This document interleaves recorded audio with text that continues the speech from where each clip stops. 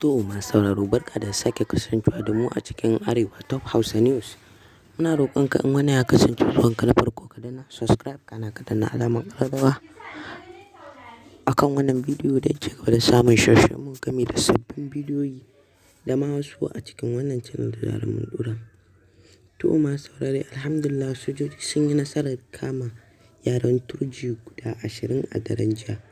wanda aka miƙa su hannun hukuma don yanke musu hukunci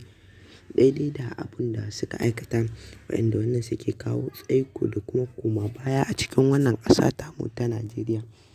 A jaridar Daily Trust dai ta bayyana cewa waɗannan 'yan bindiga suna can ana matse su don tambaye su waɗanda suke ba su makamai, wanda waɗannan 'yan bindiga suna shirin faɗa amma dai har yanzu abu ya ci tura. To masu saurare idan kana so ka ji wani abu ka biyo mu akan wannan channel tamu ta hanyar danna subscribe, inda mu kuma za mu haɗa ka da wannan bidiyo nasu da zarar su faɗi waɗanda suke ba su makamai don ganin cewa an tona wa ɓata gari da kuma masu jawo mana tsaiko da koma baya a cikin wannan ƙasa tamu ta Najeriya.